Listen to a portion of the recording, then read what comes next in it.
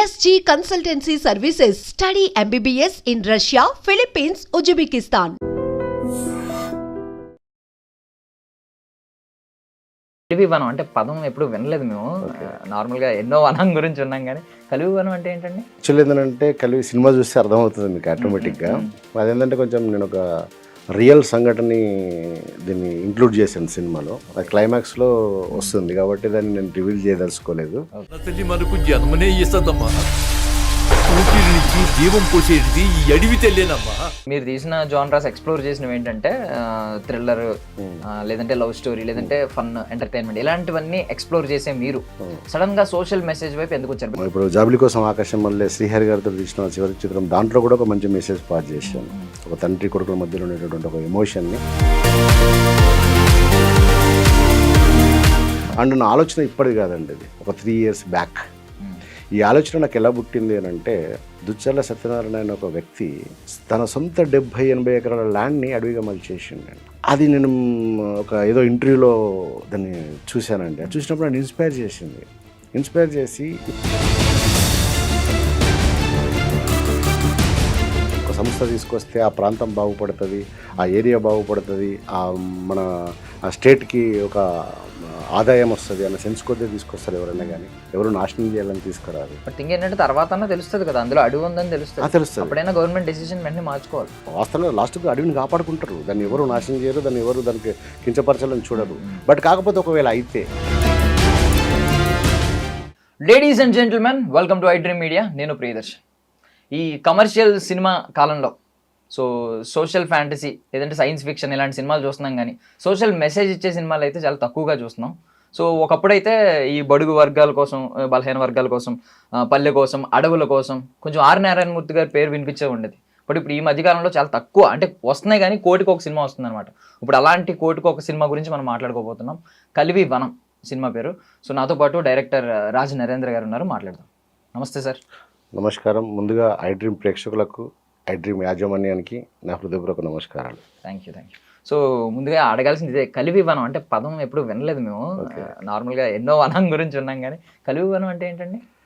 అది యాక్చువల్లీ ఏంటంటే కలివి సినిమా చూస్తే అర్థమవుతుంది మీకు ఆటోమేటిక్గా. అదేంటంటే కొంచెం నేను ఒక రియల్ సంఘటనని దీన్ని ఇంక్లూడ్ చేశాను సినిమాలో. అది క్లైమాక్స్లో వస్తుంది కాబట్టి దాన్ని నేను రివీల్ చేయదలుచుకోలేదు. బట్ వనం అనేది ఆటోమేటిక్గా అందరికీ తెలిసిన విషయమే. అడవులు అనేది మనం వనంగా కూడా పిలుచుకుంటాం, వన దేవతగా కూడా పిలుచుకుంటాం. అది కలివి వనం అని పెట్టినా. మీరు కూడా సినిమా చూస్తే మీకు అర్థమవుతుంది దాని గురించి. మీరు ఇది 4th ఫిల్మ్ అండి? 4th ఫిల్మ్ అండి. మీరు తీసిన జానరాస్ ఎక్స్ప్లోర్ చేసినవి ఏంటంటే థ్రిల్లర్, లేదంటే లవ్ స్టోరీ, లేదంటే ఫన్ ఎంటర్టైన్మెంట్, ఇలాంటివన్నీ ఎక్స్ప్లోర్ చేసే మీరు సడన్ గా సోషల్ మెసేజ్ వైపు ఎందుకు వచ్చారు? బికాజ్ ఈ కమర్షియల్ సినీ యుగంలో సోషల్ మెసేజ్ తో సినిమా తీస్తే థియేటర్స్ కి జనాలు వస్తారా అంటే చాలా డౌట్ కూడా కాదు, చాలా డౌట్. మరి ఎందుకు వచ్చారు ఇటువైపు? మీరు అన్నది వాస్తవం అండి. వాస్తవంగా నేను తీసిన ప్రీవియస్ ఫిల్మ్స్ థ్రిల్లర్లో కూడా నేను మెసేజ్ ఇచ్చానండి. ఇప్పుడు జాబిలి కోసం ఆకాశం వల్లే శ్రీహరి గారితో తీసిన చివరి చిత్రం, దాంట్లో కూడా ఒక మంచి మెసేజ్ పాస్ చేశాను. ఒక తండ్రి కొడుకుల మధ్యలో ఉండేటటువంటి ఒక ఎమోషన్ని అద్భుతంగా పాస్ చేశాను. అండ్ ఫన్ టు రన్ ఒక సినిమా ఇంకా రిలీజ్కి ఉంది, అది రిలీజ్ కాలేదు. జీవితంలో ఏదో సంతోషంగా ఉండాలంటే ఫన్ కావాలి, గెలవాలంటే మాత్రం రన్ కావాలని ఒక చిన్న మంచి యూత్కి ఒక మంచి మెసేజ్గా తీశాను. ఇది కూడా ఇంకా ఫుల్ ఫ్లెక్స్గా మెసేజ్గా తీసాను. అంటే ఇప్పుడు ప్రాబ్లం ఏంటంటే, మీరు నార్మల్గా ప్లేట్లో అన్ని మీల్స్ పెట్టి రకరకాలు పెట్టినప్పుడు అందులో ఒక దాన్ని ఏమంటారు, కాకరకాయ ముక్క పెట్టారనుకోండి, తింటారు. బట్ డైరెక్ట్ ఇవ్వడమే కాకరకాయ చూసే ఇచ్చారనుకోండి, అది కొంచెం ఏంటి అని చెప్పి అనుకుంటారు. సో ఇప్పుడు కూడా అలాగే ఉంది. కంప్లీట్ ఒక అవుట్ అండ్ అవుట్ ఇది సోషల్ మెసేజ్. కంప్లీట్ ఒక మెసేజ్ ఇవ్వడానికి పిలిచారు. నార్మల్ గా పిలిచి క్లాస్ ఇస్తాను అని చెప్తే ఎవరు వస్తారు థియేటర్స్ కి? కాకరకాయతో పోల్చారు కదా, కాకరకాయ పెడితే తింటారు, కాకరకాయ జ్యూస్ పెడితే తాగకపోవచ్చు అని ఒక సెన్స్ లో మాట్లాడారు కదా మీరు. కాకరకాయ ఎంత హెల్దో మీకు తెలుసా? ఒక డయాబెటిక్ పేషెంట్కి ఇప్పుడు ఎంత ఒక ఆయుర్వేద మెడిసిన్ అది. మాది కూడా మంచి ఒక ఆయుర్వేద మెడిసిన్ లాంటి సినిమా. ఖచ్చితంగా దీన్ని కూడా తీసుకునే వాళ్ళు ఉంటారు, ఆ తీసుకునే వాళ్ళే ఈ సినిమాని మోసుకెళ్తారు ఖచ్చితంగా. ఓకే చాలా గట్ ఫీలింగ్ తోనే ఉన్నారు. బట్ రీసెంట్ గా HCU ఇష్యూ అయింది. ఖచ్చితంగా మీరు అది అయ్యి 2 నెలల్లో ఎంత అవుతుంది, 2 నెలల్లో మీరు సినిమా స్టార్ట్ చేసి స్టోరీ రాసి దాన్ని తీసేసి రిలీజ్ కి పెట్టడం అనేది అసాధ్యం. అది ఎంత గొప్ప రాజమౌళి గారు లాంటి వారి వ్యక్తికి కూడా అసాధ్యం. అది ఖచ్చితంగా మేము అయితే బిలీవ్ చేయట్లేదు, HCUకి సంబంధం లేదు. బట్ కంప్లీట్ గా సింక్ అవుతుంది. ఎందుకంటే ఇప్పుడు హెచ్సియు భూముల విషయంలో 400 ఎకరాలు కూడా ఏంటంటే ఐటీ డెవలప్మెంట్ కోసం అని చెప్పి ఇక్కడ తెలంగాణ గవర్నమెంట్ తీసుకుంది. సో అది కూడా సేమ్ మీరు ఇప్పుడు రఘుబాబు గారు ఎలా అయితే చెప్తున్నారో అక్కడ అదే మీ రాత మారిపోతుందని బిత్తిరి సచ్చి చెప్తున్నారు. మన ఊరికి ఐ మీన్ మనం గారెల గంపలో పడ్డాం, మనకి డెవలప్మెంట్ అవుతుంది ఏదో అవుతుందని చెప్పారు అడవులు కొట్టేసి. అక్కడ కూడా సేమ్ అడవులు కొట్టేసి అదేం డెవలప్మెంట్ అని చెప్పి సమ్మెట్ గాంధీ గారు క్వశ్చన్ చేస్తున్నారు. ఇక్కడ కూడా అదే క్వశ్చన్ చేశారు హెచ్సియు స్టూడెంట్స్ కావచ్చు వీళ్ళందరూ. కోర్టు అయితే ఇక్కడ స్టే ఇచ్చింది, అది పక్కన పెట్టండి, సేమ్ సిమిలర్ గా సింక్ అవుతున్నాయి. అంటే నేను ఇంకొక గమనించింది ఏంటంటే కింద ప్రొడ్యూసర్స్ ఇద్దరు పేర్లు వెనక రెడ్డి అని ఉంది, ఇక్కడేమో అధికారంలో ఉన్నది రేవంత్ రెడ్డి గారు. ఏంటి ఇదంతా అని చెప్పి హోల్ సినారియో మిమ్మల్ని అడుగుతాను. ఓకే, అయితే వాస్తవం ఏంటంటే మల్లికార్జున్ రెడ్డి అండ్ విష్ణువర్ధన్ రెడ్డి వాస్తవంగా పొలిటికల్కి ఎలాంటి సంబంధం లేని పర్సన్స్ వీళ్ళు. ఒక ఆయనేమో రియల్ ఎస్టేట్ వ్యాపారి, ఒక ఆయనేమో మల్లికార్జున్ రెడ్డి గారు ఏమో 3D మోల్డర్, ఆయన సినిమాకి 3D మోల్డింగ్ చేస్తుంటాడు ఆయన. సో అది పక్కన పెడితే ఈ సినిమా యాక్చువల్లీ ఏంటంటే మీరు ఏదైతే అన్నారో ఇప్పుడు SCL దాని ప్రాబ్లం ఉంది, దానికి మేము బిఫోర్ అంటే జనవరి 2కి మా సినిమా కంప్లీట్ అండి, షూట్ కంప్లీట్ అయిపోయింది.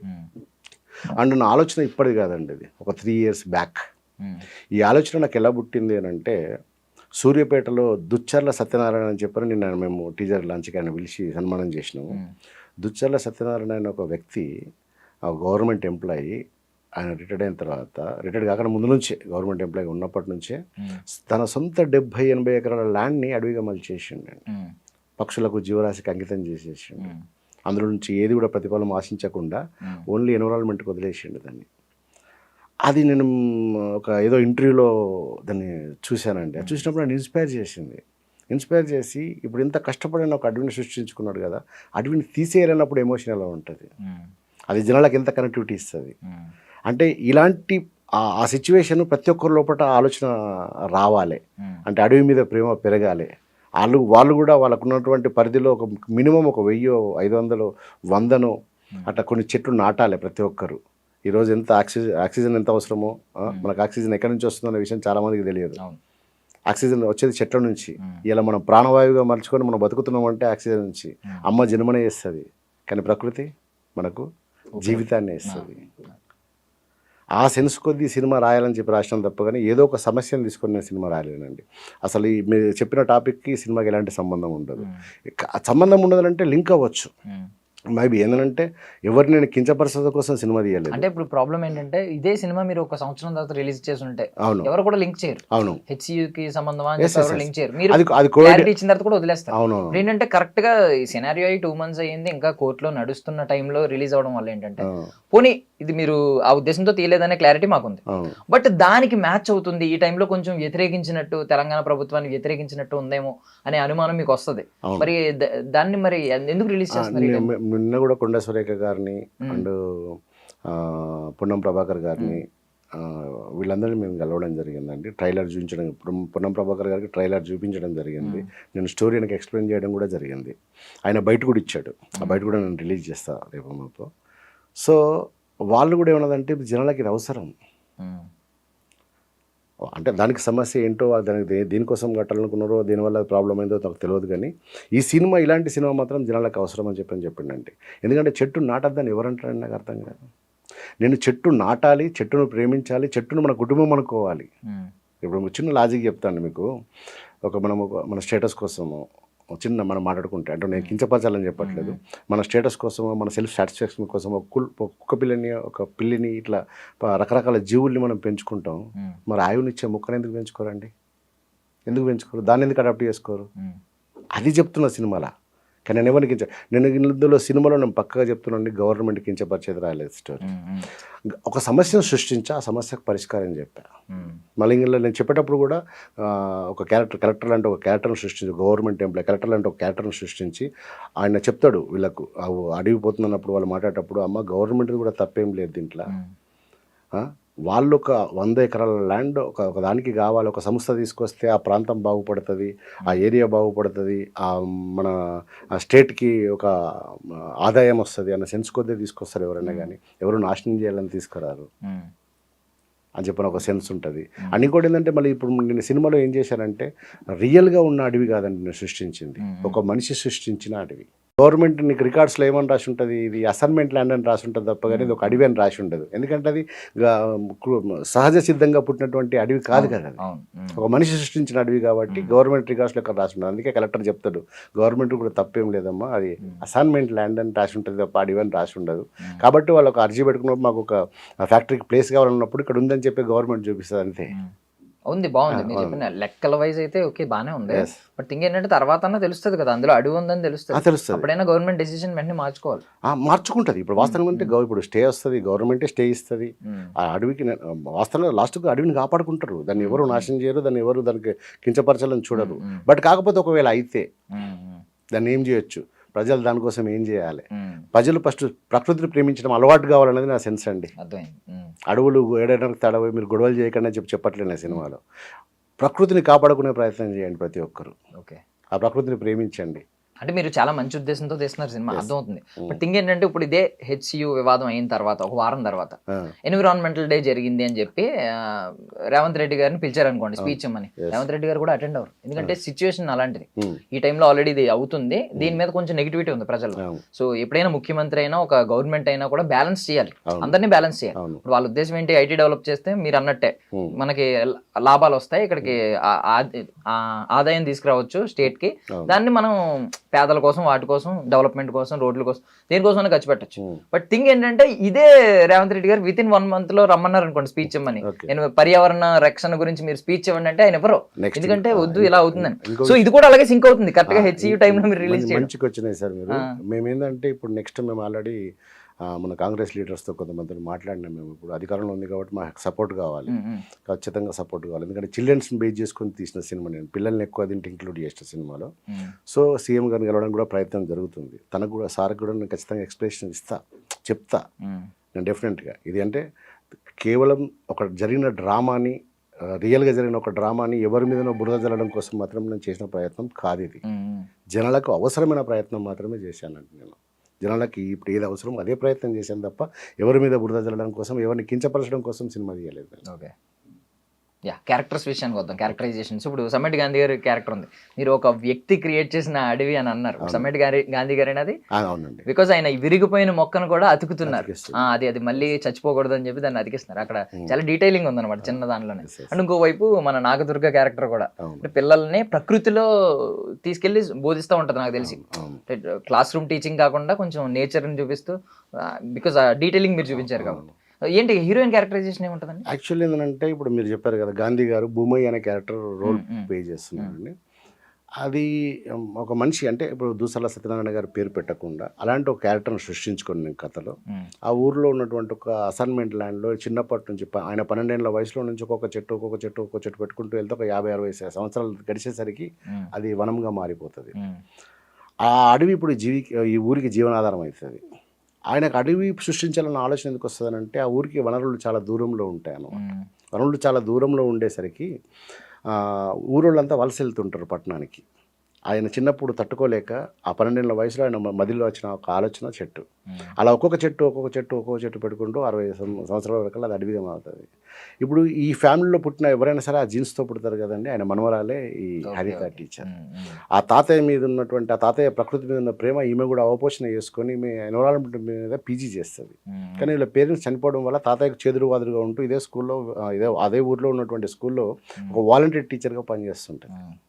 సో చిన్నప్పటి నుంచి పిల్లలకు ఆల్రెడీ ఎన్విరాన్మెంట్ పీజీ చేసింది, అదే ఫ్యామిలీలో పుట్టింది. పిల్లలకు ఏం చెప్పినా ప్రకృతిని సంబంధిత వాతావరణాన్ని క్రియేట్ చేస్తూ చెప్తూ ఉంటుంది అనమాట. మనం చెట్లను అడాప్ట్ చేసుకోవాలి, చెట్లకు ప్రాణం ఉంటుంది, అది ఇది అని చెప్పి అలానే చెప్తూ ఉంటుంది వాళ్ళకి. అలాగే మోటివేషన్ చేస్తూ ఉంటుంది. ఈ స్కూల్ నుంచి పిల్లలు రోజు స్కూల్కి వెళ్ళాలంటే అడవి మార్గానే పిల్లలు రోజు స్కూల్కి వెళ్తూ ఉంటారు. ఆ పిల్లలు కూడా అడవితో ఆడుకోవడం, అడవిలో బంధాన్ని పైన వేసుకుంటారు. సో ఇప్పుడు అలాంటి అడవి పోతుందంటే ఆ ఊరి పిల్లలకి, ఆ సృష్టించిన భూమికి, ఆ మనమరాలకి ఆ ఎమోషన్ ఎట్లా ఉంటుంది, ఆ బాధ ఎట్లా ఉంటుంది, ఆ ఊరితో దాంతో ఇప్పుడు అడవితోటి లబ్ధి పొందుతున్నటువంటి కొంతమంది ఫ్యామిలీస్ వాళ్ళంతా దానికోసం ఎట్లా కష్టపడతారు, ఎట్లా పోరాడతారు అనేది సినిమా స్టోరీ అండి. యాక్చువల్లీ మీకు మొత్తం ఓవరాల్గా స్టోరీ చెప్పేసా. ఎందుకు చెప్పానంటే ఇది సినిమా స్టోరీ నేను దీన్ని సస్పెన్స్గా చెప్పాల్సిన అవసరం లేదండి. దీన్ని ఫ్యాక్ట్, అదే ఎమోషనల్ రైడ్ కాబట్టి ఎమోషన్స్ అనేది మీరు చెప్పలేరు. రైట్, అది మేమే ఎక్స్పీరియన్స్ చేయాలి. ఓకే, బాగుందండి, చాలా బాగుంది. బట్ థింగ్ అండ్ ఇంకోటి మీరు ఇంకో మాట చెప్పారు కదా ఇందాక, చెట్టుకు అంటు కట్టడం అంటారు దాన్ని. అవునవును, అంటు ఒక్క విరిగిపోతే అంటు కడుతున్నాడు అంటే నిజంగా ఒక అడవిని సృష్టించిన మనిషికి కొమ్మ ఎదిగినా కూడా తట్టుకోలేడండి ఆయన. అసంటప్పుడు ఆ చెట్టుకు ప్రాణం పోస్తుంటాడు ఆయన. ఆ ప్రాణం పోసే సెన్స్ని మొత్తం అడవంతా చూపించలేను కదా. ఒక అడవినంతా సృష్టించినట్టు చూపించాలనుకుంటే నా దగ్గర ఉన్నట్టు బడ్జెట్ సరిపోదు నాకు గ్రాఫిక్స్ వేసి అది వేసి అంత లేదు. ఒక సెన్స్లో చెప్పాలి దాన్ని, ఎట్లా చెప్పాలని చెప్పి ఆ సెన్స్లో చెప్పడం జరిగింది. మీలో కూడా ఒక పర్యావరణ ప్రేమికుడు ఉన్నాడు. యా నా ఇప్పుడు వాస్తవంగా నేను తీసిన ప్రతి సినిమాలో అడవిని నేను సస్పెన్స్ థ్రిల్లర్ తీసిన అడవి బ్యాక్డ్రాప్లో జరుగుతుంది. జాబిలి కోసం ఆకాశం వల్ల శ్రీహరి గారు నక్సలైట్ క్యారెక్టర్ చేశారు అందులో, అది అడవి బ్యాక్డ్రాప్లోనే జరుగుతుంది. అండ్ ఫన్ టూర్ అని కూడా కొంచెం జస్ట్ ఒక చిన్న, నేను ప్రకృతిని కంపల్సరీ ఇన్బుల్ట్ చేస్తానండి.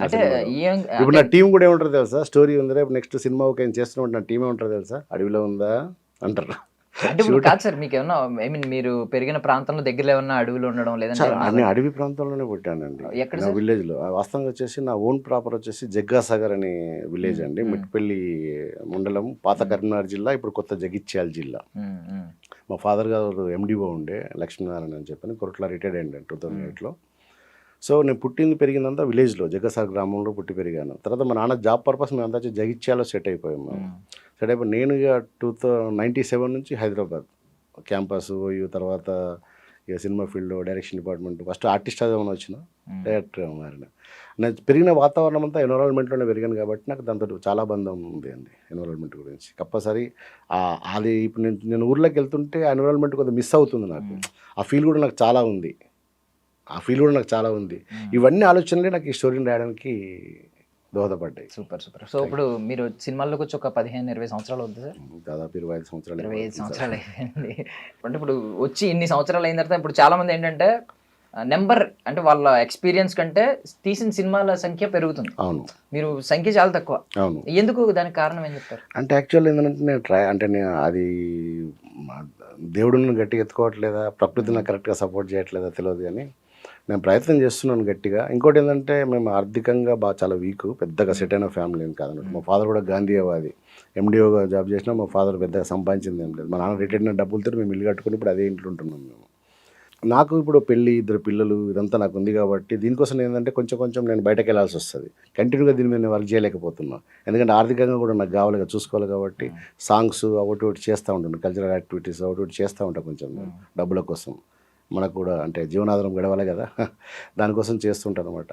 సో ఇక ఒక సక్సెస్ కోసం వెయిటింగ్ అండి. ఒక మంచి ప్రజలు మంచిగా గట్టిగా ఎత్తుకొని ఒక మంచి సక్సెస్ ఇస్తే మాత్రం డెఫినెట్గా ఇండస్ట్రీలో మంచి బాంబ్ బ్లాస్ట్లు, లేదంటే AK-47 గన్లు, లేదంటే కత్తులు, అంటే హింసను ప్రేరేపించే సినిమాలు మీరు ఈజీగా ఆడియన్స్ అటెన్షన్ ని గెయిన్ చేస్తాయి. ఒక ట్రైలర్, టీజర్ వచ్చినా అరే ఈ సినిమా బాగున్నట్టుంది టీజర్ అని చెప్పి చూస్తారు. థియేటర్స్ కి పుల్ చేస్తుంది ఫస్ట్ 3 days లో, బికాస్ ఇప్పుడు కలెక్షన్స్ కూడా మొదటి 3 రోజులే, తర్వాత సినిమా థియేటర్ లో ఉండట్లేదు. ఐ మీన్ బాగా హిట్ అయితే తప్ప ఉండట్లేదు. కొత్త సినిమాలు వచ్చేస్తున్నాయి, పాత నీరు పోతుంది, కొత్త నీరు వస్తుంది. సో ఇలాంటి సిచ్యువేషన్ లో మీరు ప్రకృతిని నమ్ముకుని సినిమాలు తీయడం, ఇంకా ఇలాంటి చెడు జనాల మీద చాలా ప్రభావితం చేస్తుందండి.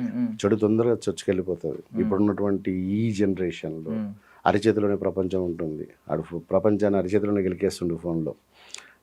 దీంట్లో ఏంటంటే మనం చూసేది కూడా ఏంటంటే అది మరి ఎక్కడ తప్పు జరుగుతుందో, అంటే వాస్తవంగా ఏ వస్తువునైనా ఏదైనా కనుక్కుంటే అది ఖచ్చితంగా మనిషికి ఉపయోగపడడానికి కనుక్కుంటాడు, కానీ ఉపయోగం ఎంత ఉంటుందో దానికన్నా చెడు ఎక్కువ అవుతుంది. ఈ సోషల్ షార్ట్స్ కానీ, రీల్స్ కానీ ఇలాంటివి చాలా మనిషిని ప్రభావితం చేస్తుంటాయి. అలా మంచి కన్నా ఎక్కువ చెడు ఎక్కువ పాపులేషన్ అవుతుంది. అది ఎందుకంటే తొందరగా అట్రాక్ట్ అవుతుంది. ఎందుకంటే మనిషి సైకలాజికల్ ఫీలింగ్స్ ఎట్లుంటాయంటే, ఉదాహరణకి మనకి ఇక్కడ ఇచ్చడం మూత్రం పోయేరాదని రాసి ఉంటుంది. అది చూసినప్పుడు మనకు మూత్రం వచ్చి గుర్తొస్తుంది, పోయాలనిపిస్తుంది. అసలు సైకలాజికల్ మనుషులు ఉన్నారు ఇప్పుడు మన ప్రపంచంలో. చెడు ఎక్కువ తొందరగా అట్రాక్ట్ అవుతుంది. కాకపోతే ఇప్పుడు సినిమాలు కూడా కమర్షియల్ ఫార్మాట్ లోకి వచ్చినాయి. అంటే ఇదర్ బాంబ్ బ్లాస్ట్లు, లేదంటే AK-47 గన్ను, లేదంటే కత్తులు, అంటే హింసను ప్రేరేపించే సినిమాలు వస్తున్నాయి. ఇప్పుడు మీరేమో ఏమంటున్నారంటే అడవులను కాపాడదాం అంటున్నారు. ముందు మిమ్మల్ని మీరు సర్వైవ్ అయ్యేలా చూసుకోవాలి ఈ ఇండస్ట్రీలో. మరి ఈ ప్రకృతిని నమ్ముకుంటే ఎంతవరకు సర్వైవ్ అవుతారు అనుకుంటున్నారు? ఒకటి మీరు ఇందాక అడిగింది బాగా అనిపించింది నాకు. ఎందుకంటే ఇప్పుడు ఎవరైనా సరే 100 కోట్లు 1000 కోట్లు అని పోస్టర్ మీద వేసుకోవాలి అట్లా బిజినెస్ కానీ, చాలామంది బిజినెస్ కానీ ఆలోచించే ప్రొడ్యూసర్లు చాలామంది ఉన్నారు ఇండస్ట్రీలో.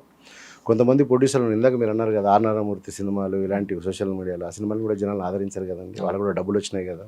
ఖచ్చితంగా వీళ్ళకి ప్రొడ్యూసర్స్ ఇప్పటికి మనం స్టేజ్ మీద మాట్లాడినప్పుడు ప్రొడ్యూసర్ మీరు వినే ఉంటారు, నేను డబ్బుల కోసం ఈ సినిమా తీయలేదు, ఖచ్చితంగా జనాలకు ఒక మంచి సినిమా వెళ్ళాలి, మాకు మా టీంకు మంచి పేరు రావాలన్న ఉద్దేశం కొద్ది మాత్రమే సినిమాని తీసామని చెప్పాడండి. ఖచ్చితంగా పెట్టిన డబ్బులు అయితే రిటర్న్ అవుతాయని ఒక నమ్మకం అయితే ఉంది. పెట్టిన డబ్బులు రాకపోతే అంత బ్యాడ్ గేమ్ తీయలేదు మేము సినిమాని. ఖచ్చితంగా జనాలు ఆదరిస్తారన్న నమ్మకంతో తీసినాం. ఇప్పుడు ప్రొడ్యూసర్స్ మంచితనం గురించి మీరు చెప్పారు, డబ్బుల కోసం కాదు, మేము మంచి సినిమా జనాల్లోకి తీసుకెళ్లాలనే ఉద్దేశంతో వచ్చారు. ఇప్పుడు మీరు సబ్జెక్ట్ ఎత్తుకున్నప్పుడే ప్రొడ్యూసర్స్ ని కలిసిన తర్వాత చెప్పారు ఈ సబ్జెక్ట్ వచ్చిందా ముందే? ప్రొడ్యూసర్స్ కి నేను ఫస్ట్ చెప్పినప్పుడు డబ్బులు వస్తాయని మాత్రమే సినిమా చేయాలి. నేను అనేది మీ ధైర్యం ఏంటనేది, అంటే నా ధైర్యమా?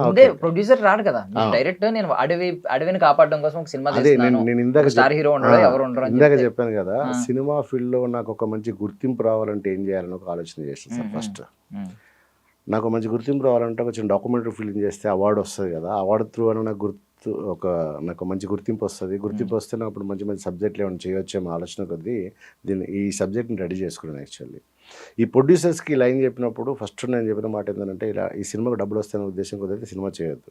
వాళ్ళు నన్ను అడిగింది ఏంటంటే ఒక మంచి స్టోరీ కావాలి మాకు, మంచిదంటే ఎట్లుంటుందని అడిగాను వాళ్ళకి.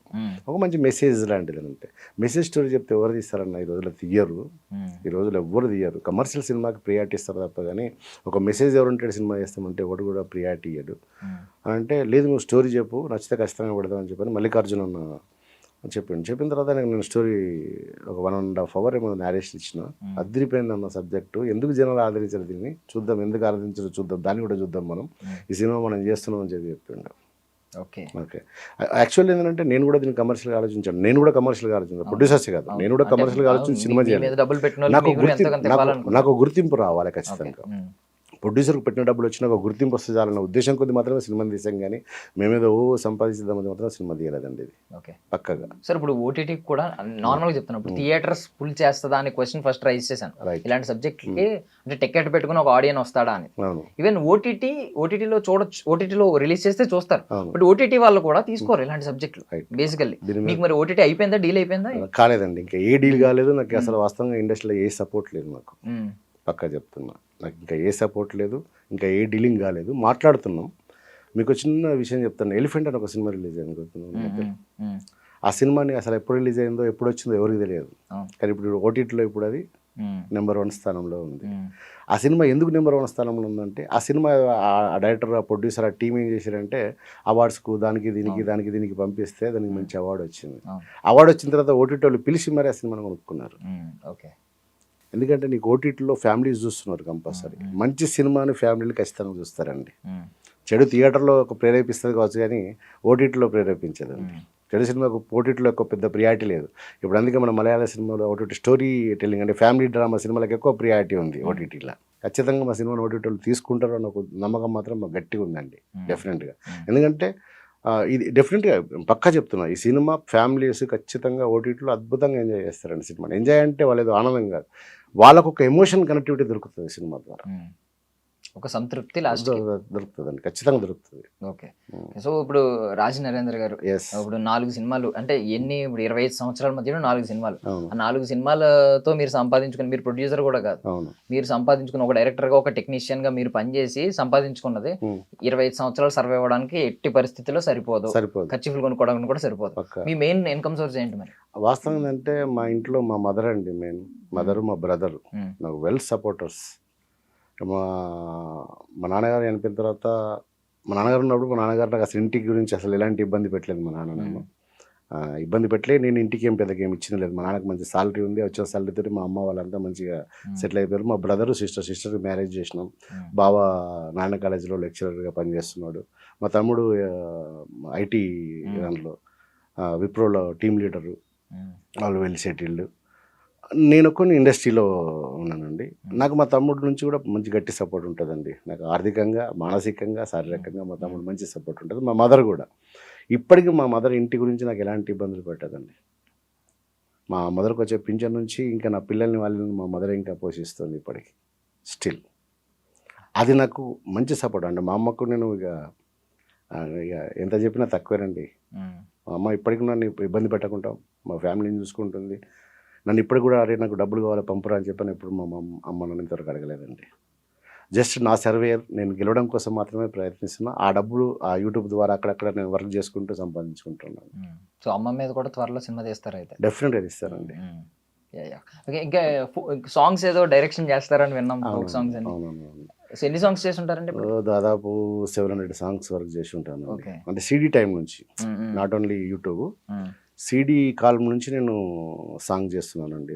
మాయదారి మైసమ్మ మళ్ళీ వచ్చిందని డిఆర్సి కంపెనీ వాళ్ళకు అందులో ఒక సాంగ్ చేశాను.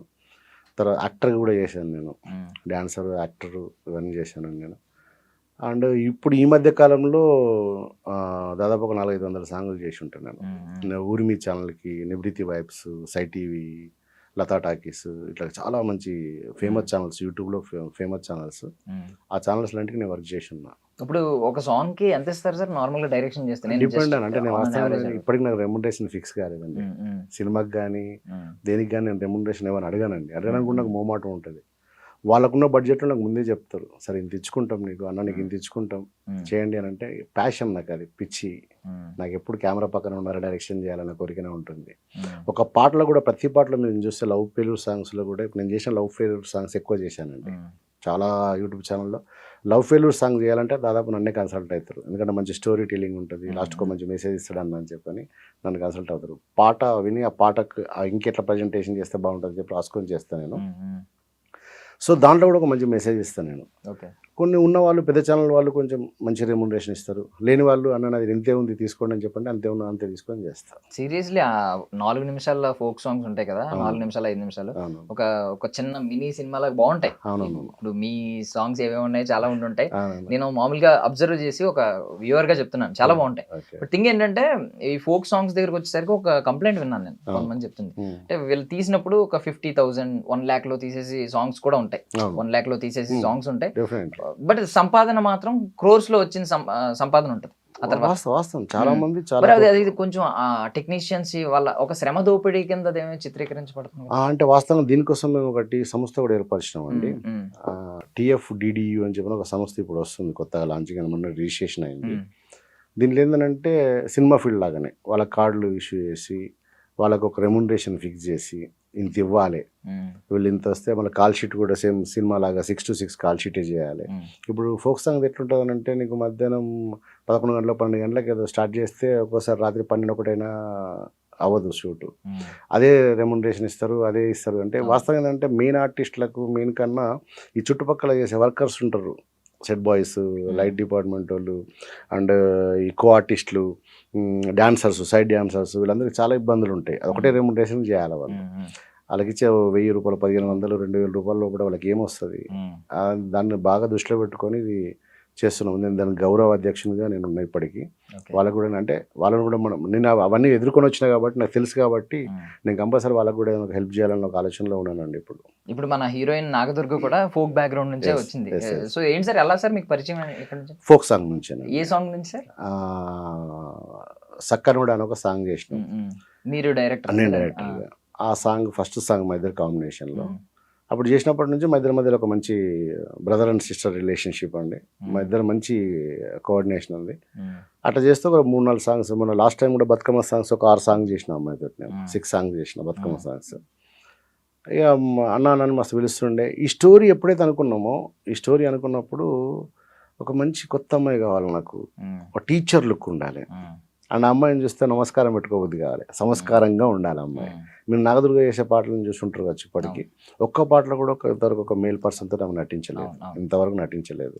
అండ్ ఆమె కంటే ఒక ఫ్యాన్ బేస్ తయారు చేసుకుంది. వాస్తవంగా సింగిల్గా సోలోగా ఫ్యాన్ బేస్ తయారు చేసుకోవడం అనేది చాలా కష్టం.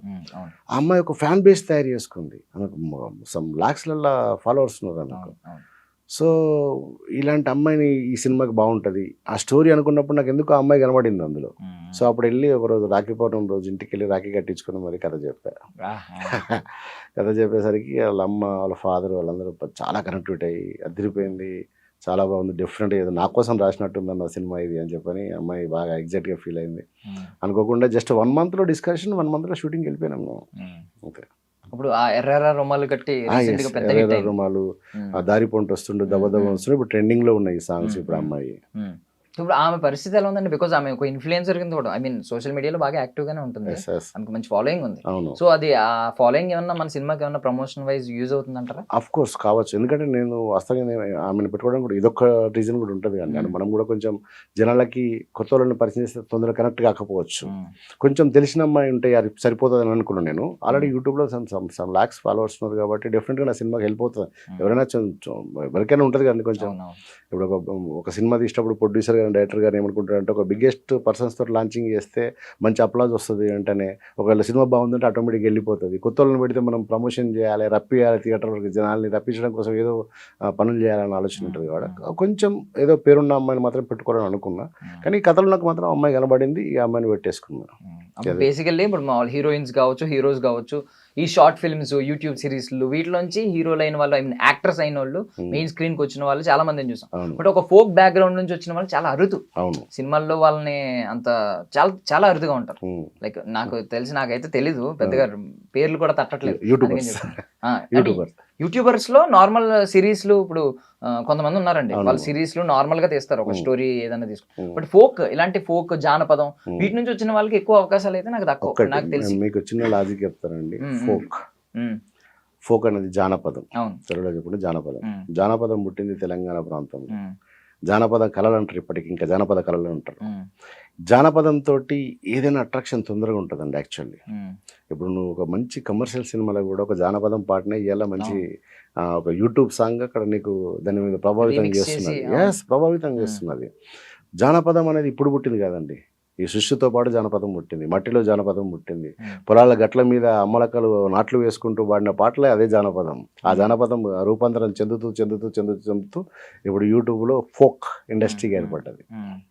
ఇప్పుడు ఒక తెలుగు హీరోయిన్, ఐ మీన్ ఆమె పెద్ద హీరోయిన్ అయింది, అమ్మో తెలుగు వాళ్ళకి అవకాశాలు ఇవ్వాలని ఒక బజ్ క్రియేట్ అయింది బేబీ సినిమాతో. వైష్ణవి చైతన్య గురించి ఇప్పుడు ఈమె ఫోక్ నుంచి నాగదుర్గ ఎంటర్ అవుతున్నారు మెయిన్ స్క్రీన్. సో ఈవిడికి కూడా అలాంటి అవకాశాలు ఫ్యూచర్ లో దొరుకుతాయి డెఫినెట్. కాకపోతే అమ్మాయి ఏంటంటే అమ్మాయి చాలా కాన్ఫిడెంట్ గా ఉంటుందండి. ఇప్పుడు సినిమా వచ్చింది కదా అని చెప్పి టకటక వాస్తవంగా అమ్మాయికి చాలా మంది ఇప్పుడు చెప్తూనే ఉన్నారు స్టోరీస్. నా సినిమా కన్నా ముందు కూడా, నేను చెప్పక ముందు కూడా అమ్మాయికి పిలిచి స్టోరీస్ చెప్పారు చాలా. అమ్మాయి ఏంటంటే చూజ్ చేసుకునే విధానం చాలా బాగుంది. పాట కూడా అమ్మాయికి నచ్చితేనే చేస్తుందండి. ఏదో పాట వచ్చింది డబ్బులు వస్తే కదా అంటే డబ్బుల కోసం చేయాల్సిన అవసరం లేదు, ఎందుకంటే వాళ్ళు ఆల్రెడీ వెల్ సెటిల్డ్ ఫ్యామిలీ. అమ్మాయి కూచిపూడి డ్యాన్సర్. అమ్మాయికి ఇంట్రెస్ట్ అది నటించాలంటే దానికి రిస్ట్రిక్షన్ పెట్టుకుంది అమ్మాయి. అలాగే కనబడాలి, అంతే ఉండాలి నేను అని. ఆ డబ్బుల కోసం చేసే క్యారెక్టర్ అయితే కాదండి అమ్మాయి. పాట నచ్చాలి, ఆ టీం నచ్చాలి, అదంతా పర్ఫెక్ట్గా ప్లాన్ చేసుకుంటుంది అమ్మాయి. అందుకే ఇప్పుడు సినిమా కూడా ఆమె స్టోరీస్ ఎవరిని చెప్పగానే ఓకే అని చెప్పదండి. ఆ సినిమా కథ వింటుంది, ఆ కథను 3-4 సార్లు దాన్ని డిస్కషన్ చేసుకుంటుంది, వాళ్ళతో అడుగుతుంది ఇంకా ఇంట్లో ఎలాంటి సీన్స్ ఉంటాయి, ఏం కథ, ఎంతవరకు పనికి వస్తుంది, ఇది నేను నా తరపు నా ఫ్యాన్స్కి నేను ఎంతవరకు నేను దీన్ని ప్లేస్ చేయగలుగుతా అని పర్ఫెక్ట్గా ఆలోచించుకొని డిసిషన్ తీసుకుంటుంది. చేస్తుంది, సినిమాలు చేస్తుంది, ఖచ్చితంగా చేస్తుంది.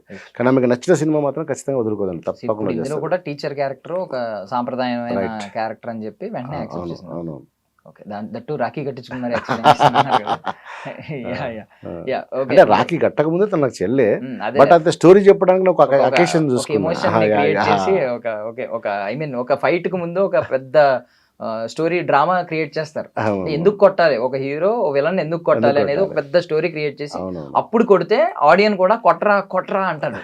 సో అలా మీరు కూడా రియల్ లైఫ్ లో కూడా అలా క్రియేట్ చేశారనమాట. సో ఆల్ హ్యాపీ అంటే అందరూ ప్రొడ్యూసర్స్ వైజ్ ఫుల్ హ్యాపీ. నేను ఆల్రెడీ టీజర్ లాంచ్ లో కూడా అందరు చాలా ఎగ్జైట్ గా ఉన్నారు, అద్భుతంగా ఉన్నారు, మంచి అప్లాజ్ వచ్చింది మాకు. ఇంకా మీ మీడియా మీరు అందరు ఉన్నారు కాబట్టి డెఫినెట్గా ఇలాంటి ఒక మంచి సినిమాని మీరు కూడా మోసుకెళ్తారన్న నమ్మకంతో మేము ఉన్నాం డెఫినెట్గా. అందుకే నిన్న కూడా మేము టీజర్లో చూసి ఉంటారు కావచ్చు, ఏ గెస్ట్ని పిలవలేదని నేను జస్ట్ మీడియా వాళ్ళతోటి మాత్రమే లాంచింగ్ చేశాను. అంటే జనరల్ ఒక మాట అంటున్నాను, ఇప్పుడు బలగం అనే ఒక సినిమా ఉంది, ఆ బలగం అనే సినిమా దిల్ రాజు గారి దగ్గరికి వెళ్లకుండా నార్మల్ గా రిలీజ్ అయ్యి ఉంటే నాకు తెలిసి ఓటీటీలో చూసి ఉండరు జనం. అంటే మెయిన్ స్క్రీన్ లో చూసే వాళ్ళు చాలా అరుదు, చూసి ఉండకపోవచ్చు. బట్ దిల్ రాజు గారు దాన్ని కొంచెం భుజాన్ని వేసుకోవడం వల్ల, ఆయన ప్రమోట్ చేయడం వల్ల, ఆయనే కొన్ని చోట్ల ఫ్రీ షోలు వేయడం వల్ల అది చాలా రీచ్ అయ్యింది, బోల్డ్ డబ్బులు వచ్చింది. పెట్టింది 1 కోటి అయితే ఆల్మోస్ట్ 80 కోట్లు ఎంత వచ్చింది అనుకుంటా ఆల్మోస్ట్. సో మీరు కూడా ఒక ఇండస్ట్రీ పెద్దని చూపించి సినిమా బాగుంది అన్నప్పుడు డిఫరెంట్. ఇప్పుడు వాస్తవంగా ఏంటంటే ఎవరైనా సరే ఒకటి ప్లాట్ఫామ్, బిగ్ ప్లాట్ఫామ్ తోటి లాంచింగ్ అయితేనే ఏదైనా కానీ బాగుంటుందండి. అంటే జనాలకు తొందరగా రీచ్ చేయగలుగుతారు వాళ్ళు. ఇప్పుడు నాలంటోని, మా టీంలంటూ వాళ్ళు మేము కష్టపడి చేసినా ఎంతవరకు రీచ్ చేస్తామో కూడా తెలియదు మేము. బట్ ఒక పెద్దవాళ్ళు ఖచ్చితంగా దీన్ని భుజాల మీద ఎత్తుకోగలిగితే రేపు పొద్దున దిల్రాజ్ గారు కానీ, మైత్రి ఫిలిమ్స్ కానీ, చాలా మంచి మంచి డిస్ట్రిబ్యూటర్ సురేష్ ప్రొడక్షన్స్ కానీ, ఇలాంటి ఒక బ్యానర్ తోటి లాంచింగ్ అయితే మాత్రం రేపు పొద్దుగాల వాళ్ళ ప్లాట్ఫామ్ స్కెడ్యూల్స్ లో మీ సినిమా అనేది వాళ్ళకి కంట పడదు. సో మీరే వెళ్ళి డెఫినెట్ గా చూపిస్తాం, ఆ ప్రయత్నం చేస్తున్నాం అండి. ఆల్రెడీ నిన్న ఫంక్షన్ కూడా దిల్రాజ్ గారిని ఇన్వైట్ చేయడానికి ప్రయత్నం చేశాం. బట్ ఆయన లేరు, బయట అవుట్ ఆఫ్ స్టేషన్కి వెళ్ళారని చెప్పని ఆయన రాలేకపోయాడు అంతే. బట్ నా ప్రయత్నం నేను చేస్తున్నానండి. డెఫినెట్గా వాళ్ళకి ఏదో విధంగా నేను సినిమాని ఖచ్చితంగా వాళ్ళని చూపించి వాళ్ళనే అడుగుతా సజెషన్, ఏం చేద్దాం సార్ దీన్ని, ఇలాంటి ఒక సినిమాని ఏం చేద్దాం సార్ అని అడుగుతాడు. సురేష్ బాబు గారిని ఏమన్నా ట్రై చేశారా కలవడానికి? ఎందుకంటే బికాస్ దిల్ రాజు గారికి ఒక బాధ్యత పదవి వచ్చింది కాబట్టి ఆయన అవైలబుల్ గా ఉండకపోవచ్చు అందరికి. సురేష్ బాబు గారిని, రానా గారిని వీళ్ళందరినీ కలవడానికి ప్రయత్నం చేసినామండి. త్వరలో కలుస్తాను, డెఫినెట్గా కలుస్తాను. కలిసి డెఫినెట్గా వాళ్ళకి నేను సినిమాని చూపిస్తాను. ఇంకా రెడీ అవుతుంది సినిమా, ఇంకొంచెం ఆ డిఏ వర్క్ అదంతా కొంచెం లాస్ట్ ఎండింగ్ స్టేజ్లో ఉంది. ఇదంతా కంప్లీట్ అయిన తర్వాత కంపల్సరీ నేను డెఫినెట్గా చూపిస్తాను. రానా గారు పేరు ఎత్తారు కాబట్టి ఆయన కూడా ఎన్విరాన్మెంటల్ లవరే. ఒకప్పుడు అరణ్య అని సినిమా తీశారు. అవును, అరణ్య సినిమా తీశాడు. అంటే ఎవరు ఉండరండి ప్రకృతి ప్రేమికులు, మీకుండదా? డెఫినెట్. ఈ సినిమాని నేను మా టీం అందరం కలిసి మొన్న ఊరికే ఒక రంతులో సినిమా వేసుకొని చూసుకున్నాం ఒకసారి అందరం కలిసి. చూసినప్పుడు అందరిని కూర్చోబెట్టి అడిగా నేను, ఏంటి సినిమా పరిస్థితి, మీకు అనిపించింది ఏదైనా చెప్పండి అని చెప్పంటే, ఈ సినిమాని బాగలేదని ఎవరంటారు అన్న, నాకు అర్థం కాదు. ఒక సినిమాని బాగలేదంటే ప్రకృతి నచ్చనోడే అంటాడు. ప్రకృతి నచ్చినోడు ఎవడుంటాడు? అక్కడ నాకు ప్లస్ అనిపించింది. అంటే ఈ సినిమాలో మనం ఏం చెప్పాలనుకుంటున్నాం అది కరెక్ట్గా మనం ఎక్స్ప్లెనేషన్ చేసినాం, దాన్ని ప్రజెంటేషన్ చేసినాం. డెఫినెట్గా ఈ సినిమా అందరికి నచ్చుతుంది అన్న ఒక కాన్ఫిడెన్స్ అయితే నాకు వచ్చిందండి. So final I wish you all success అండి. ఒక మంచి ఉద్దేశంతో స్టార్ట్ చేశారు కాబట్టి అది మీకు సుముగా కూడా మారాలని నేను మనస్ఫూర్తిగా కోరుకుంటున్నాను. Thank you so much. And అలాగే నిజంగా మీలాంటి వాళ్ళు, అంటే మీలాంటి ఐ డ్రీమ్ ఇలా ఛానల్స్ ఇలాంటి వాళ్ళు మాకు సపోర్ట్ చేసి మా సినిమాని మీరు కూడా దీన్ని ఖచ్చితంగా మోసుకెళ్తారని చెప్పి, జనాల వరకు మీరు మోసుకెళ్తారని చెప్పి మనస్ఫూర్తిగా నమ్ముతూ, మీ Raj Narendra. Thank you. That's all for now. This is Darshan signing off.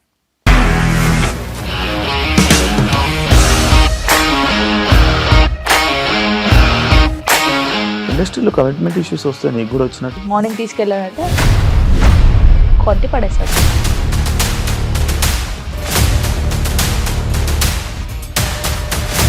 ఒక్కళ్ళు కూడా చూడలేదు ఈ సినిమా అని చెప్పడానికి కూడా చాలా ధైర్యం కావాలి. అది నిజం కదా, దాంట్లో ధైర్యం ఏంటి? నెక్స్ట్ డే ప్లేట్ మార్చేస్తే తప్పు కదా. As of now we are comfortable this అని నేను అనుకుంటున్నాను. రష్మిక గారిది మీది ఒకే ఊరు అంట కదా? నీకు కోపం వచ్చిందంటే బాగా తిట్టేత్తరా? తిట్టేద్దామండి. నిజంగా గేమ్ ని ఎలా చేంజ్ చేయగలిగారు? ఏపీఎస్ఎఫ్సి వాళ్ళకి 6 నెలల్లో నేను 6 లక్షలు కట్టా. బిజినెస్ చేయాలనుకుంటే it is as difficult as riding a tiger.